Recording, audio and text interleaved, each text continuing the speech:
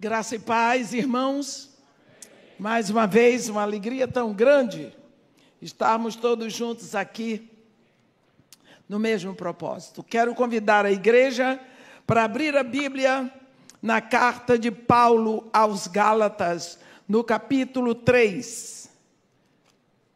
Gálatas, capítulo 3. Vamos ler esses 5 primeiros versículos, onde está escrito assim: ó Gálatas insensatos, quem vos fascinou a vós outros, ante cujos olhos foi Jesus Cristo exposto como crucificado?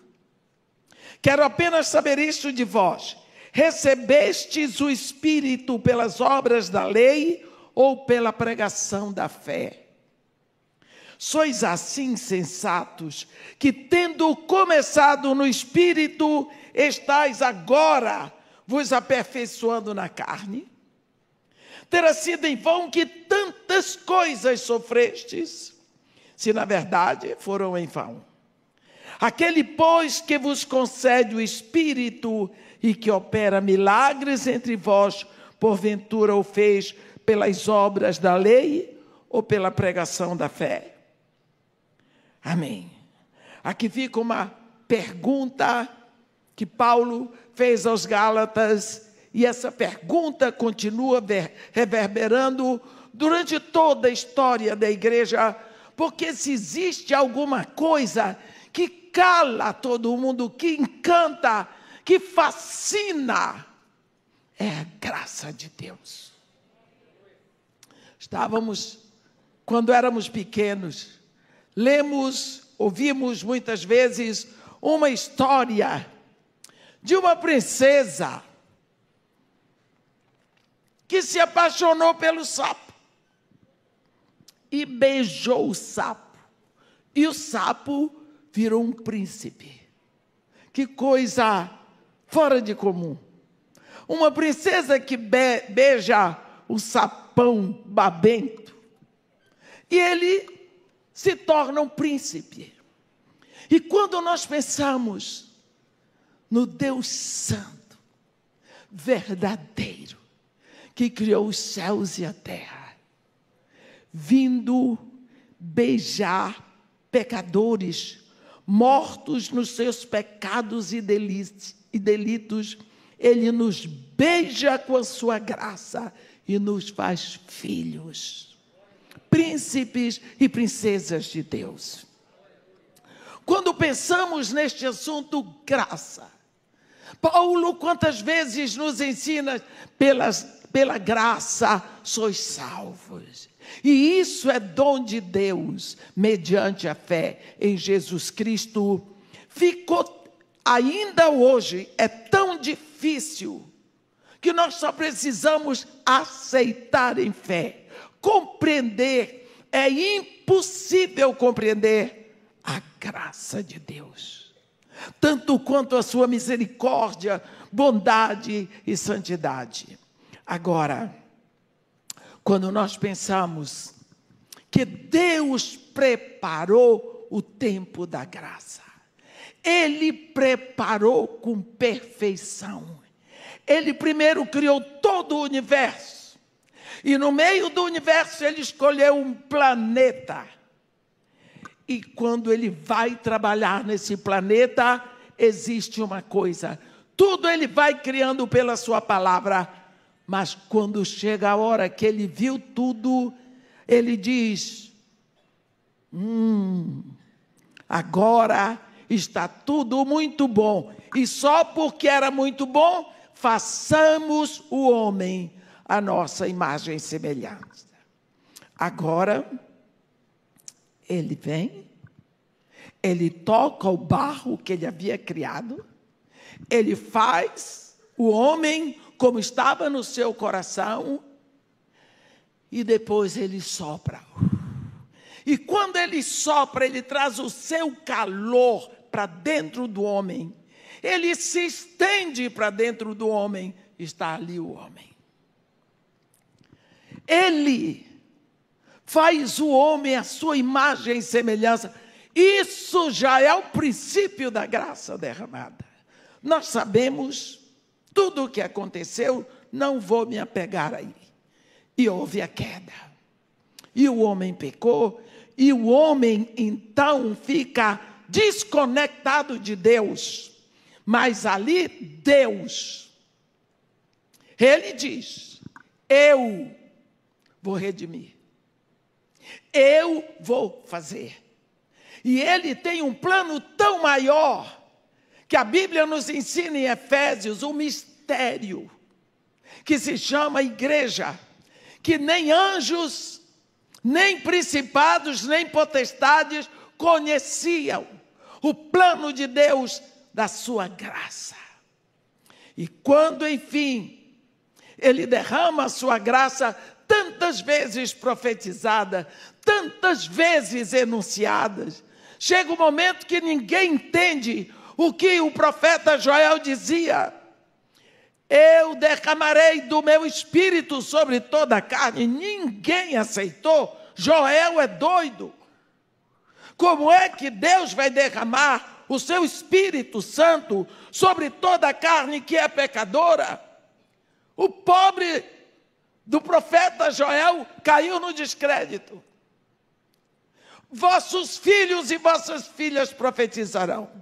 Vossos jovens terão visões. Sonharão os vossos velhos. Também sobre vossos servos e as vossas servas derramarei do meu espírito. O povo disse: Joel é doido. Deus estava falando do momento em que vem a graça pelo Espírito Santo. Antes que Deus mandasse a graça, Ele quis que o povo chegasse à conclusão que sem a graça ninguém poderia agradá-lo. Então, Ele deu a lei. Ele deu a lei para que o homem tivesse conhecimento. Eu sou pecador. Porque enquanto não tem lei, não tem transgressão. Eu não posso transgredir uma lei que não existe. Então, Ele deu a lei. Uma lei que é santa. A lei é santa. Mas cada vez que o homem pecava, ele sabia: eu não posso cumprir. Cada vez mais o homem foi se assenhorando de que ele não podia cumprir aquela lei santa. E isso leva o homem a clamar e dizer: não posso. Eu sozinho não posso.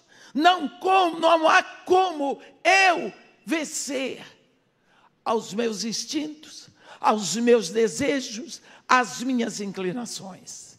Então, quando chega a esse ponto, Deus diz: mas eu posso fazer. Então, Deus vem com o seu cordeiro. Ele oferece a si o seu cordeiro. E ele tinha profetizado isso por boca do profeta Malaquias, quando ele diz: o meu afeto não está em vós, nem continuarei a aceitar oferta alguma de vossas mãos, porque desde o Oriente até o Ocidente será oferecida uma oblação pura no meu nome. Deus aqui diz: eu entro com tudo. Quando Ele fez a promessa a Abraão, Ele fez a promessa, Ele fez aquela aliança com Abraão. Abraão estava dormindo, Deus se compromete com tudo. Agora vem Jesus, e é isso que nós estamos celebrando essa época. É o cumprimento da promessa que Deus fez a Eva lá no Éden. Passaram-se tantos milhões de anos. Mas, então, vem Gálatas 4, no versículo 4, quando Paulo diz: vindo, porém, a plenitude do tempo, Deus enviou seu filho, nascido de mulher, nascido sob a lei. Vem o cordeiro, que vai abraçar e vai beber e vai se transformar em pecado, no pecado de toda a humanidade. Então, porque ele toma todo o pecado sobre si, também ele entrega o pecado no inferno e ele ressuscita sem ele. E porque isso acontece, então agora o caminho está aberto para o derramar da graça. E quando Jesus Cristo sobe, vem o Espírito Santo, mas o Espírito Santo começa a sua época aqui na terra, sem pedir licença para ninguém e sem pedir segredo. Ele não é um espírito secreto. Ele vem fazendo barulho, a Bíblia diz, como de um vento impetuoso, distribuindo línguas de fogo. E naquele dia, meus irmãos, você pode imaginar que dia era aquele? Dia de festa. Uma das festas do Senhor em Israel. Porque às vezes nós achamos que aquelas festas eram festas de Israel. Não, são festas do Senhor, porque Deus diz, em Levítico 23, fala aos filhos de Israel e diz-lhes que as festas fixas que eles vão celebrar serão agremiações santas. São estas as minhas festas. Pães ázimos, Páscoas, primícias, Pentecostes, trombetas, expiação e tabernáculos.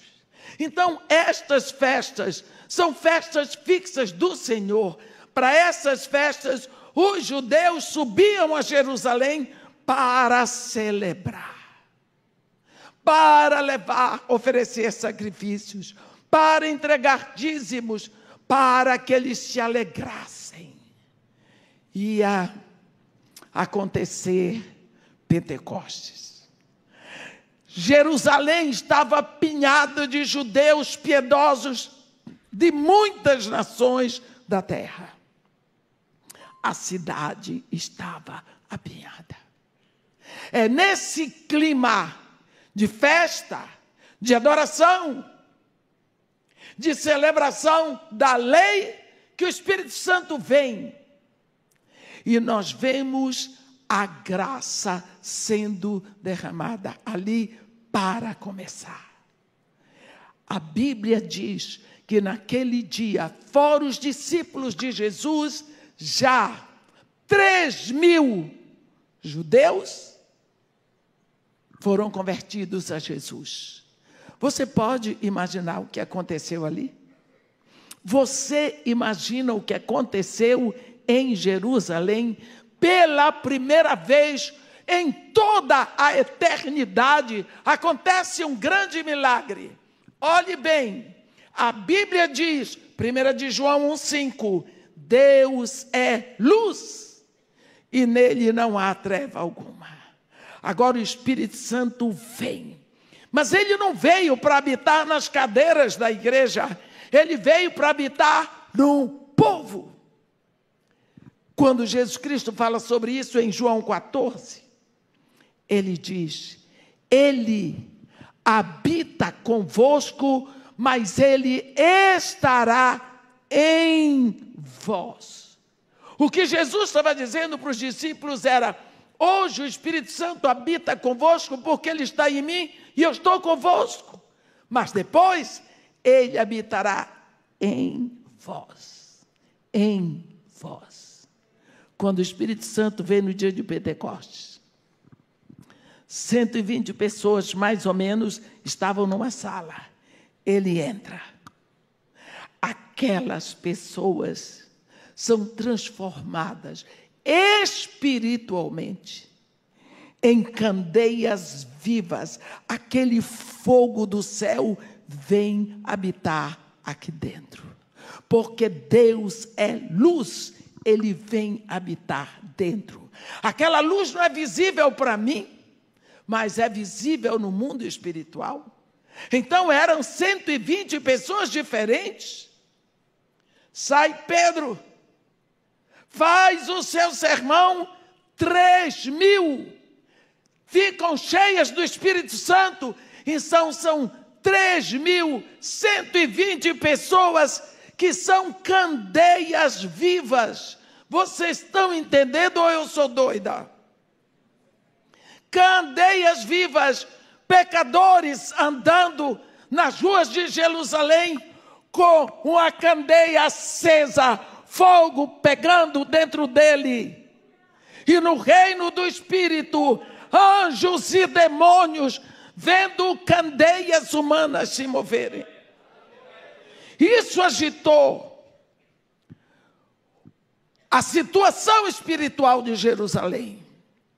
A igreja começa, eles chamavam de caminho. E agora, aquilo vai sendo contagiante, aquilo vai crescendo. Quando chega no capítulo seguinte, mais 2.000 pessoas vão chegar, porque a graça de Deus vai abrangendo. O que vai acontecer no capítulo 2? Capítulo 2 de Atos, a Bíblia fala que havia um culto às 3h, hora nona.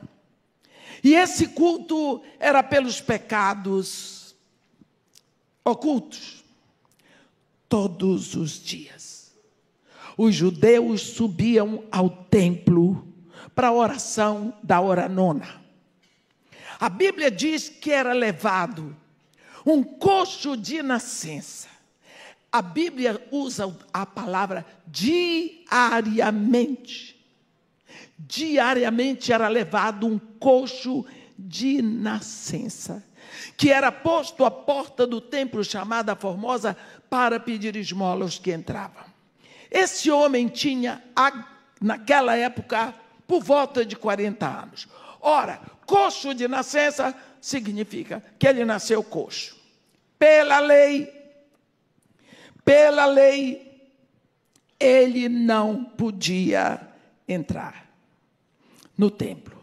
Lá em Levítico 21, eu vou ler para os irmãos rapidamente, é um versículo triste, Levítico 21, lá pelo versículo 28 já, mas eu vou ver. Levítico 21, a partir do versículo 18 diz assim: pois nenhum homem em quem houver defeito se achegará, como homem cego, ou coxo, ou de rosto mutilado, ou desproporcionado, ou homem que tiver o pé quebrado ou mão quebrada, ou corcovado, ou anão, ou que tiver belida no olho, ou sarna, ou impinges, ou que tiver testículo quebrado, assim ele vai falar. Não podia entrar na assembleia. Os fariseus estenderam a isso um pouco mais. Aquele que nascer com defeito é maldito, porque ele pecou antes de nascer, ou seu pai ou sua mãe pecaram. Pense. Então, se uma pessoa nasce com defeito físico, seja cego ou aleijado, ele não podia entrar no templo, ele era maldito, não podia casar. Este homem, de Atos 3, ele nasceu coxo. Ele era levado diariamente, está escrito em Atos 3, colocado ali, para pedir esmola aos que entravam. Todas as pessoas que iam ao templo e entravam pela porta chamada Formosa, conheciam aquela figura. Quantas vezes aquele homem viu Jesus passar ali, viu Pedro, viu João, viu os outros discípulos. A porta formosa do templo era muito conhecida. E ele ficava ali, baxixe, pedindo esmola. O Espírito Santo é derramado no capítulo 2. No capítulo 3, a Bíblia diz assim: Pedro e João subiam ao templo para a oração da hora nona. Chegaram lá na porta, viram um homem, estendeu a mão, baxixe. Pedro e João pararam. Você está condenado. Você é maldito. Você não pode entrar no templo. Olharam para ele e disseram: ouro e prata eu não tenho para te dar, mas o que eu tenho, isto eu te dou. Em nome de Jesus Cristo, anda. Pegaram ele assim, botaram em pé. O homem deu um salto para dentro do templo. Resolvido o problema dele. Agora não sou mais coxo. Agora eu posso adorar. Agora eu posso entrar. Agora eu posso fazer parte da congregação. Ele foi inserido pela graça. Aquilo que a lei proibia, a graça liberou. Ele foi abraçado pela graça. Agora ele está livre. Isso custou a Pedro e a João prisão, que os fariseus não podiam aceitar. Que pelo nome de Jesus alguém fosse curado. Seguramente foi Satanás. Mas o homem está aqui. O homem está curado. O milagre está em pé diante do sinédrio. Eles não aceitavam. Para você ver como é difícil aceitar a graça de Deus. Como é difícil. Não aceitavam. E assim nós vemos a graça de Deus começar a incluir aqueles que eram separados pela lei.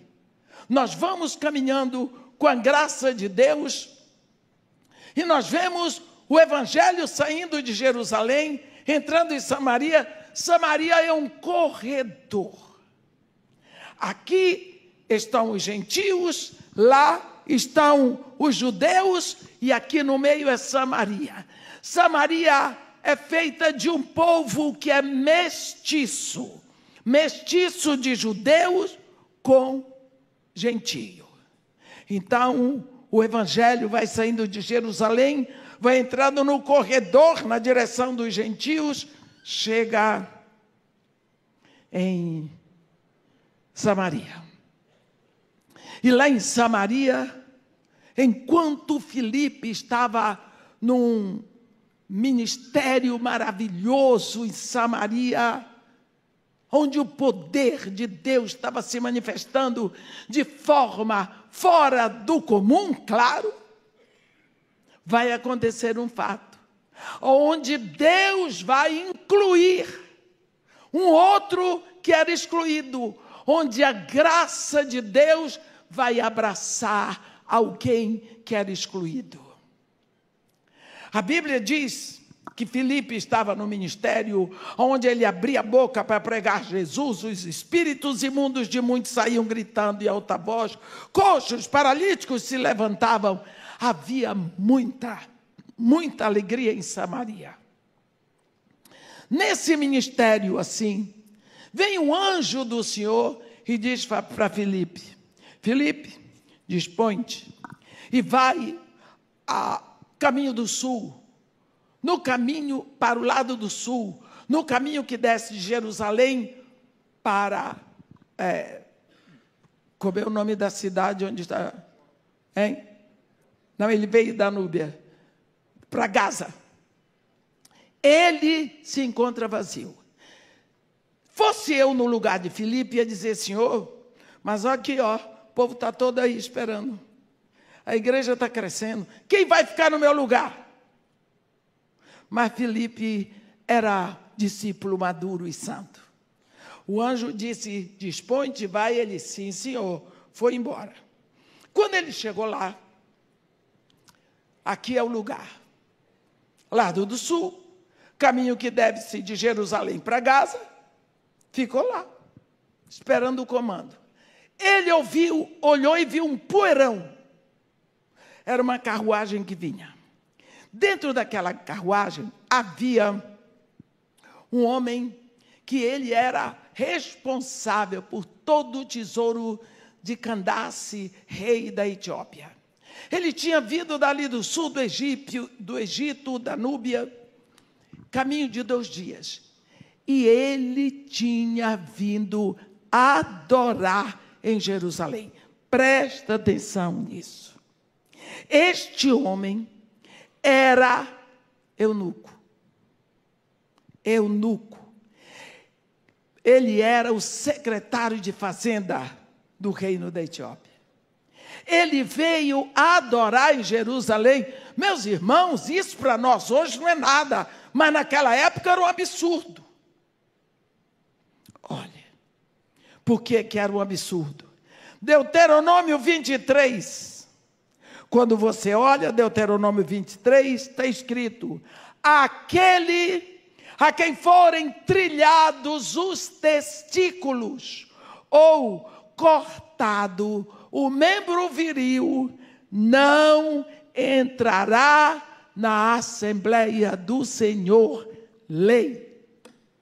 Aquele a quem forem trilhados os testículos ou cortado o membro viril, não entrará na Assembleia do Senhor. Lei. Este homem não podia entrar na Assembleia. O que ele veio fazer em Jerusalém? Ele tinha um coração tão desejoso por Deus. Ele tinha tanta vontade de adorar. O coração dele o impulsionava para isso. Ele foi a Jerusalém para ver. Ele foi ver. Ele foi ver o povo adorando, porque ele não podia entrar. Você já imaginou como é que ele estava voltando? Ele estava voltando feliz de que ele viu o povo. Ele viu o templo pelo lado de fora. Mas, com certeza, uma pergunta: por que eu? Eu sou impedido. Por que eu não posso fazer parte? Por que eu não posso adorar? Tanto desejo de entrar, fazer parte daquela congregação, adorar, e eu não posso. Eu sou impedido, eu sou eunuco, eu não posso. Isso vinha doendo naquela alma. Aquele homem voltou, ele realizou um sonho de fé, mas ele não podia fazer parte. Era mais um, separado pela lei, condenado pela lei. Ele está descendo de Jerusalém para Gaza, nesse caminho, e Deus já tinha tomado providências. Quando Filipe olha a carruagem, o Espírito Santo diz: aproxima-te deste carro e acompanha. Filipe foi e vamos acompanhar cavalo na corrida. Ele viu que o etíope estava lendo. E naquela época, quando se lia a Bíblia, se lia em pé e em voz alta. Ele viu que o homem estava lendo e percebeu, porque ele conhecia a palavra de Deus, que ele estava lendo o capítulo 53 de Isaías. E porque ele lia alto, e seguramente havia muito questionamento na sua voz, Filipe interrompeu e disse: compreendes o que vens lendo? Ele disse: como poderei compreender se ninguém me explicar? Filipe seguramente disse: eu estou aqui para isso. Ele mandou parar a carruagem, convidou Filipe para entrar.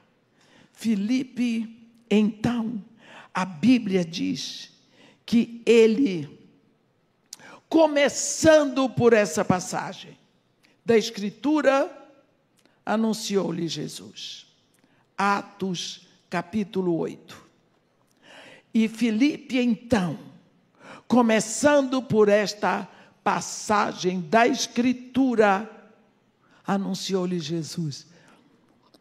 Eu, todas as vezes que leio esse versículo 35 de Atos 8, eu tenho um desejo que isso aconteça comigo. Eu sou muito prolixa, eu explico demais, eu falo demais. É esse o dom que o Senhor tem, pastor Simon. Eu não sei o que evangelista tem. Lógico que eu sei, é Deus que escolheu. Eles fazem um negócio de lá, um negócio de cá, e faz e acontece. E a pessoa se rende. Eu explico. A pessoa diz, vou pensar.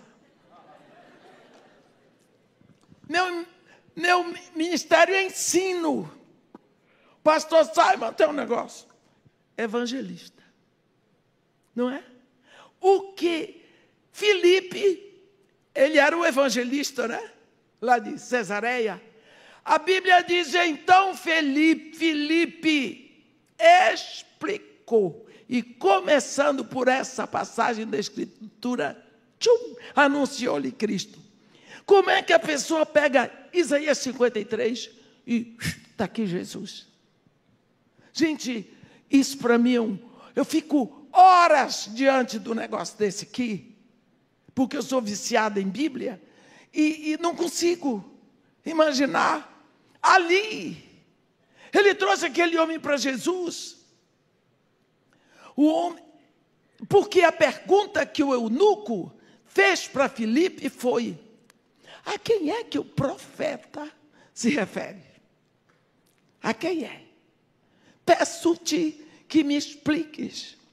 A quem é que se refere o profeta? Fala de si mesmo ou de algum outro? Pronto, prato cheio para o Filipe.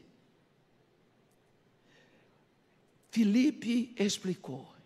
Eles iam passando num lugar que tinha água e o eunuco perguntou, olha, aqui tem água. Que impede que eu seja batizado? Filipe disse, ei, espera lá. Não é assim. Já não é comigo, é contigo e ele. É lícito se tu crês de todo o coração. Por isso que eu acho importantíssimo que aconteça o que nós vimos acontecer hoje de manhã e de tarde. Você quer que eu batize? Quer? Pois é você que vai dizer. Fale com a sua boca aí para todo mundo ver. A pessoa faz a sua declaração de fé. Não se pode batizar alguém na fé de outro. Porque o pai crê, a mãe crê, a fé é específica de cada um. Se no teu coração creres, e com a tua boca confessares Jesus, serás salvo, porque no coração se crê para a justiça, com a boca se confessa para a salvação. Olha a atitude de Filipe, na hora que o eunuco diz, olha, tem água, eis aqui água, que impede que eu seja batizado? Filipe respondeu, é lícito se, olha a condicional, se crês de todo o coração. E ele respondeu, anunciou publicamente sua fé. Creio que Jesus Cristo é o Filho de Deus. Aí Filipe disse, então agora eu mergulho você. Agora eu o batizo, mediante a palavra e a declaração que você deu. Se ela for mentirosa, o problema é seu, não é meu. Entendeu?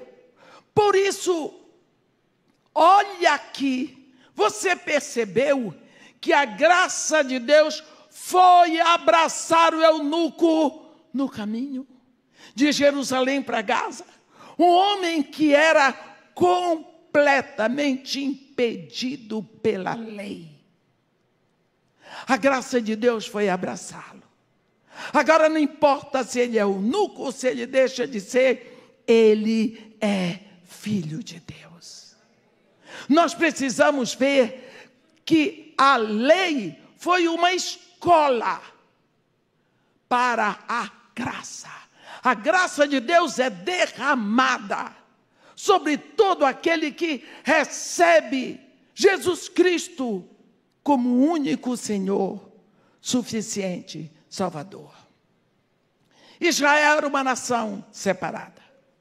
A Bíblia diz, lá em Êxodo, quando Deus fala com a nação, Deus diz: agora se diligentemente ouvires a minha voz e guardares a minha aliança, vós sereis a minha propriedade peculiar entre todos os povos, porque toda a terra é minha.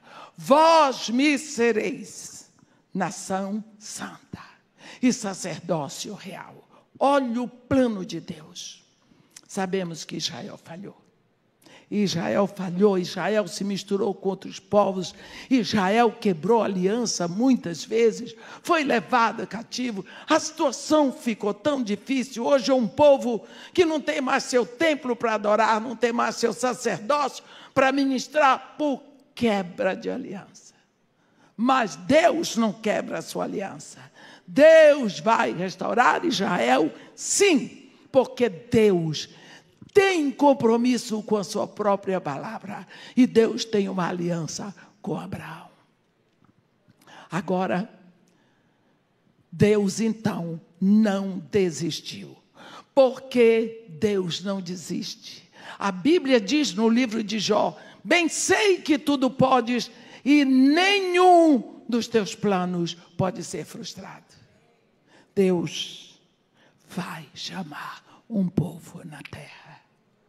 E quando ele falou com Abraão, ele diz: Abraão, em ti e na tua descendência, benditas serão todas as famílias da terra. Todas. Então, o programa de Deus é para todas as famílias da terra. Não sei se vocês observaram. Quando Jesus, lá em Cesareia de Filipe, falou com Pedro, ele diz: Pedro, eu te dou as chaves do reino dos céus. Como é que Deus, Jesus Cristo, entrega a chave do reino a um homem? Pedro vai usar essa chave 3 vezes. No dia de Pentecostes, ele abre o reino para o povo judeu. Quantos 3.000 judeus ali entraram no reino de Deus, se renderam a Jesus. Ele usou a chave. Mais tarde, no capítulo 8, você vai ver, Pedro vai a Samaria e usa de novo a chave, e abre a chave do reino para os samaritanos. Depois, no capítulo 10, olhe bem o que vai acontecer. Olhe a graça de Deus. Capítulo 10 fala de um centurião chamado Cornélio. Ele morava em Cesareia. A Bíblia diz que Cornélio era um homem piedoso e temente a Deus com toda a sua família, e que fazia muitas esmolas aos pobres e de contínuo orava a Deus. Pense bem que homem. De contínuo orava a Deus. Aí vem Paulo de Tarso e diz: orai sem cessar. Ele já sabia disso. Só que a oração de Cornélio não entrava na presença de Deus, porque a partir do momento que Jesus Cristo veio, tudo para chegar ao Pai tem que ir através do Filho. Porque Jesus Cristo é a ponte, Ele é o caminho para o Pai. Então, a oração de um Filho de Deus vai direto para perfumar o trono do Pai. Mas a oração do ímpio não entra, porque não vai através de Jesus. Ímpio ora, hipócrita ora, que Jesus Cristo diz em Mateus 6. Agora, o que é feito da oração deles, só Deus que sabe, mas Deus ouve tudo, ouve. Cornélio era um homem piedoso, temente a Deus, que fazia muitas esmolas, que de contínuo orava a Deus, mas a oração de Cornélio, ficava batendo na porta, subia para memorial, mas não chegava diante do trono. Mas, como ele orava de contínuo, um dia Deus disse, eu vou resolver a situação de Cornélio. Aí Deus mandou um anjo dizer para Cornélio, olhe bem, Cornélio, você envia mensageiros a Jope, que hoje é Jaffa, junto de Tel Aviv, e manda chamar Simão, que tem por sobrenome Pedro. Ele está hospedado com Simão, curtidor, cuja residência está à beira-mar. Você pergunta por quê? A primeira pergunta que vem no nosso coração é por quê? Se Cornélio morava em Cesareia, Deus diz, manda homens a Jope, que ficava 2 dias de distância, chamar Simão. Na minha cabeça pecadora, diz assim, por que não mandou chamar Filipe, o evangelista, que era vizinho dele? Filipe morava em Cesareia. Então, por que Deus não mandou chamar Filipe? Cornélio, manda buscar Filipe, que está aí mesmo do teu lado, aqui em Cesareia. Ele é um grande evangelista. Não, manda chamar Simão, por sobrenome Pedro, lá em Jope, 2 dias para ir, 2 para voltar. Por quê? Porque Deus ia abrir o reino para os gentios. E quem tinha a chave era Pedro. Entendeu?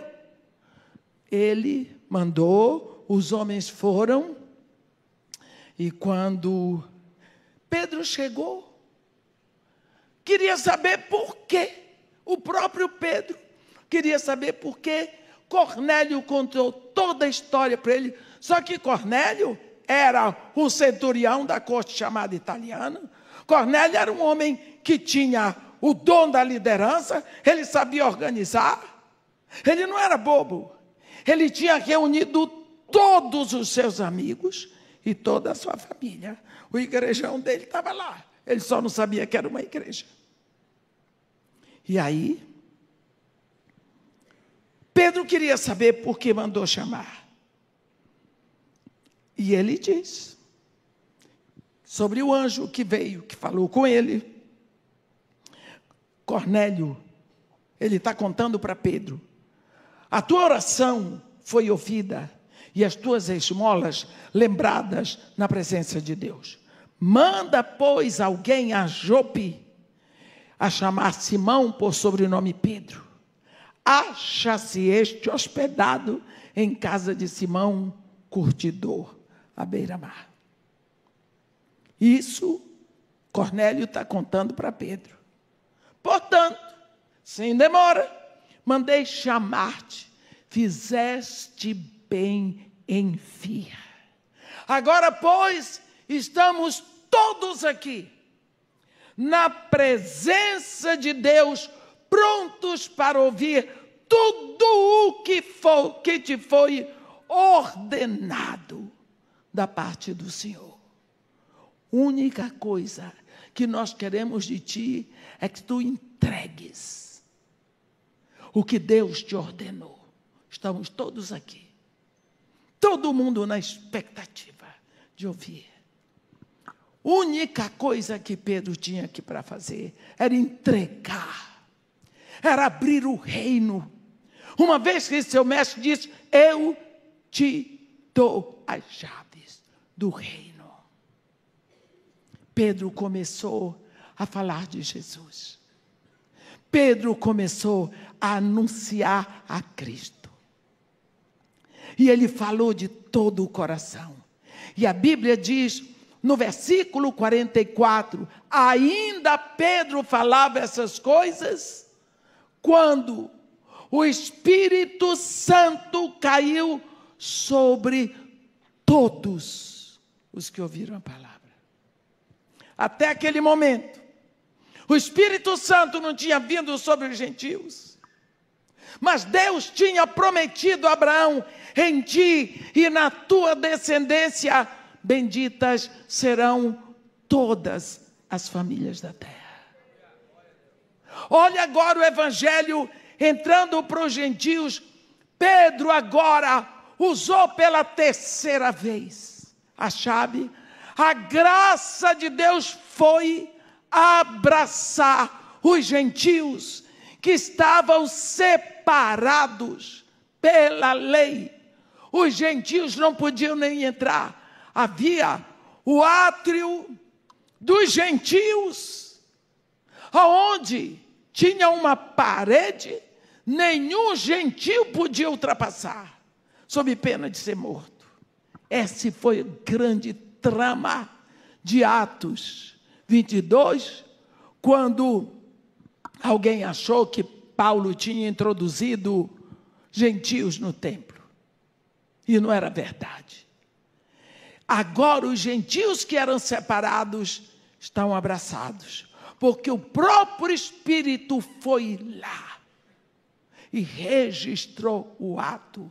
E os que tinham vindo com Pedro, que eram da circuncisão, ficaram também maravilhados. Logo, também aos gentios é dado o Espírito para a salvação. Pedro tinha agora levado, aberto o reino para todos os gentios.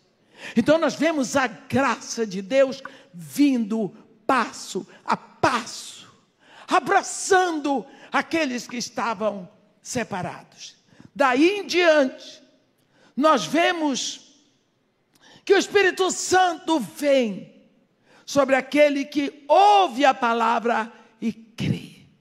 Porque nós vimos no dia de Pentecostes, o Espírito Santo vir, porque eles se arrependeram. E agora, Pedro, o que faremos? Arrependei-vos. Crede no Senhor Jesus, recebereis o dom do Espírito Santo. Pá, lá vem o Espírito Santo.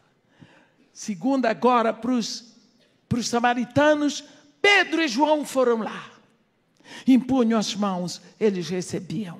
Mas quando é para os gentios, começa assim: em quem vós também, tendo ouvido a palavra da verdade, o evangelho da vossa salvação, tendo nele também crido, fostes selados com o Espírito Santo da promessa. Agora, a partir de Cornélio, dos gentios, você ouve a palavra, você crê, você confessa Jesus, você recebe o Espírito Santo.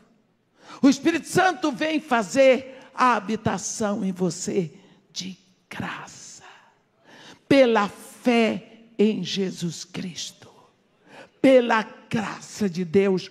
Quantas vezes nós esquecemos que eunucos que eram impedidos foram abraçados pela graça, impedidos pela lei foram abraçados pela graça, aleijados, impedidos pela lei, abraçados pela graça. A Bíblia diz em João 1,17, porque a lei foi dada por Moisés, mas a graça é dada por intermédio de Jesus. Graça é uma palavra que está escrita 160 vezes na Bíblia, só no Novo Testamento 128.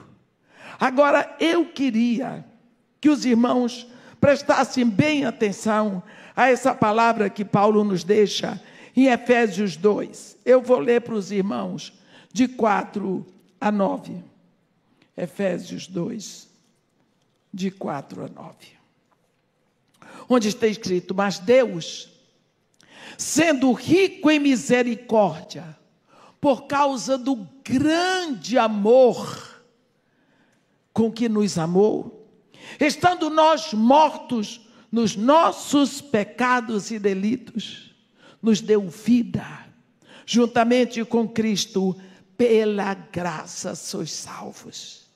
E juntamente com Ele, nos ressuscitou e nos fez assentar nos lugares celestiais em Cristo Jesus, para mostrar nos séculos vindouros a suprema riqueza da sua graça, em bondade para conosco em Cristo Jesus. Porque pela graça sois salvos, mediante a fé, e isto não vem de vós, é dom de Deus, não de obras, para que ninguém se glorie, pois somos feitura dele, criados em Cristo Jesus, para boas obras, as quais Deus de antemão preparou para que andássemos nelas. Hoje nós perguntamos: quais são as suas expectativas para o ano de 2025?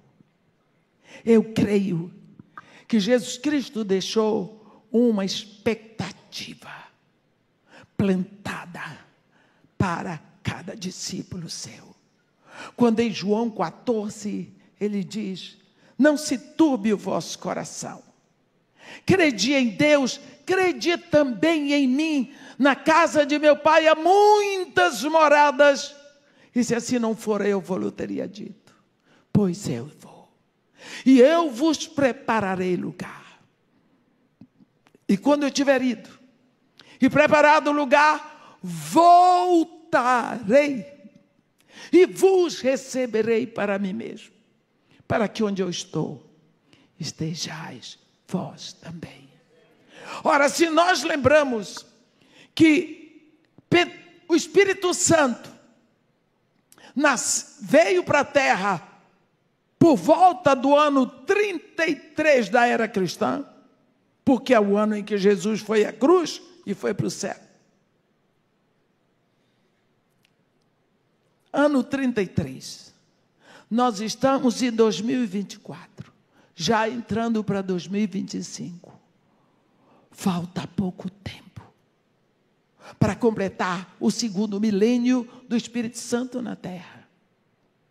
Eu não sei se Deus vai fazer alguma coisa diferente, mas eu creio que é o momento, diante de tudo o que nós estamos vendo. Eu estava conversando ainda agora com o pastor Luiz, e ele falou de uma coisa que encheu meu coração, porque a minha conversão se deu em Basra, extremo sul do Iraque, fronteira com Kuwait, terra de Abraão, terra de Noé, terra de Adão, terra de Abel. E ele disse como está o evangelho ali. E ele me mostrou a foto de uma Assembleia de Deus que ele construiu ali. Eu tenho alguma notícia de como o evangelho está indo ali em Basra. E ali foi o meu nascimento em Cristo. Sem uma igreja, sem uma Bíblia, mas pelo ministério de uma pastorinha beduína que passava na frente da minha casa. E eu sempre oro pelo Iraque. Iraque, Israel, Brasil e Inglaterra. E eu oro pelo Iraque. Eu não posso imaginar o Iraque ficando de fora da salvação, porque tudo aconteceu ali. Tudo começou ali. E ele disse: irmã, a situação lá está difícil, porque o Eufrates está secando. Vai no YouTube. O Eufrates secando. O que é isso? Apocalipse 16. Quando o sexto anjo derramou a sua taça sobre o grande rio Eufrates. Capítulo 16 de Apocalipse, versículo 12. Derramou o sexto anjo a sua taça sobre o grande rio Eufrates, cujas águas secaram. Olhe bem. Para que se preparasse o caminho dos reis que vem do lado do nascente do sol. Eufrates. Por que é que toda vez, pelo menos 80% que se fala grande Eufrates? O Eufrates não é maior que o Nilo? O Eufrates não é maior que o Amazonas? Porque grande. Grande pela sua situação profética. Porque o rio profético da Bíblia não é o Jordão. O Jordão é o queridinho dos crentes. Crente, quando chega lá que vê o rio Jordão, chora. Chora, não é? Chora, você vê aquela fila de mulheres. Uma vez, olha lá, 90 mulheres, todo mundo chorando dentro do Jordão. Por quê? Você vai no Amazonas, não chora. Mas vai no Jordão, chora. Por quê? Por causa do querido Jesus, João Batista, por causa da nossa história. Gente, Israel é muito mais nosso do que deles. Porque a gente chega lá, chegamos em Cafarnaum, Cafarnaum, Cafarnaum. O que é que você tem a ver com Cafarnaum? Bíblia. Sabemos tudo, vemos tudo, queremos sair correndo até abraçando o povo, gente. Porque aquilo dali é nosso. Eufrates secando, está aqui, profetizado, que é quando o sexto anjo derrama a sua taça. Lembra que são 7 selos, no 7º selo, 7 trombetas, na 7ª trombeta, 7 taças.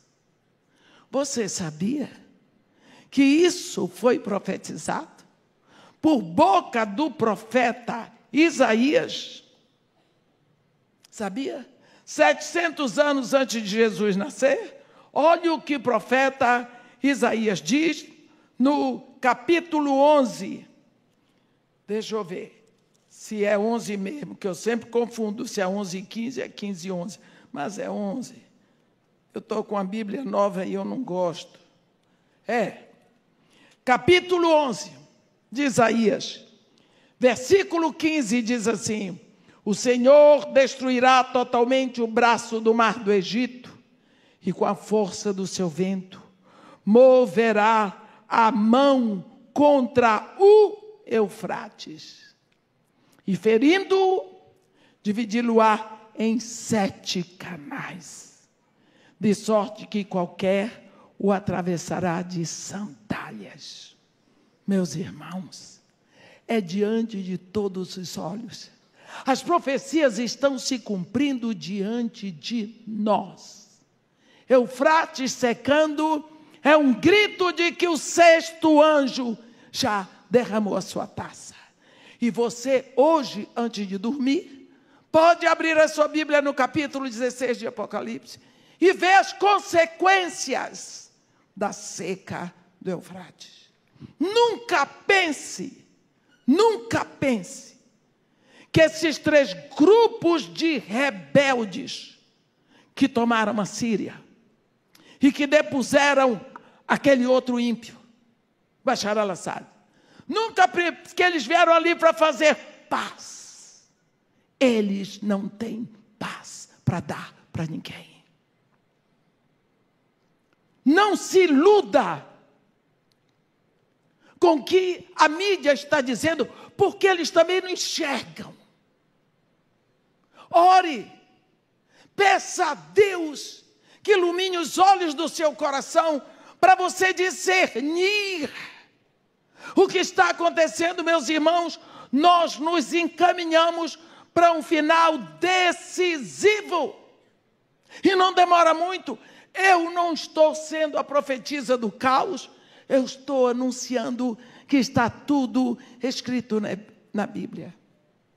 Capítulo 9 de Apocalipse fala sobre o rio Eufrates, mas fala sobre a ordem que vem do altar de Deus para desatarem e é sexta trombeta, para desatarem.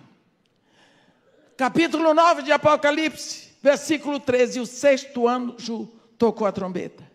E ouvi uma voz procedente dos 4 ângulos do altar de ouro que se encontra na presença de Deus, dizendo ao sexto anjo, o mesmo que tem a trombeta, solta os 4 anjos que se encontram atados junto ao grande rio Eufrates. Existem anjos, não é? 4 atados junto ao grande rio Eufrates. Solta! Foram soltos os 4 anjos que se achavam preparados para a hora, o dia, o mês e o ano, para que matassem a terça parte dos homens. O número dos exércitos de cavalaria era de 20 mil vezes 10 milhares. Ele vai dizer que tudo aqui se prepara para a guerra. Como a nossa situação de guerra hoje? Meus irmãos, o mundo está em guerra. O mundo está em guerra. Guerra da Rússia, guerra da Ucrânia, guerra da Síria, guerra da Líbia, guerra de Hezbollah e Hamas e Israel, tudo mais. O mundo está em guerra. Guerra. Guerra. O que nós queremos mais? O que nós esperamos como igreja para brilhar, para anunciar? Porque a única coisa que falta de toda a profecia de Jesus Cristo é a seguinte, Mateus 24, e este evangelho será pregado a todas as nações para testemunho e então virá o fim. Meus irmãos, a graça de Deus foi derramada para todos, mas eles têm que ouvir, para escolher, porque a fé vem pelo ouvir e ouvir a palavra de Deus. Ainda acontece onde as pessoas vão pregar, não estão pregando a palavra de Deus. Vamos ter uma expectativa maior para este ano, em que nós estamos incumbidos de pregar, de anunciar, de levar a palavra, para que Jesus Cristo volte. E que o nosso coração grite Maranata, hoje e sempre. E que nós possamos logo, logo, ver esse evangelho invadindo nações e levando pessoas para serem alcançadas pela maravilhosa graça de Deus que já foi derramada. Amém. Que Deus nos abençoe e nos guarde. Que faça resplandecer seu rosto sobre nós. E tenha misericórdia de todos nós. Amém.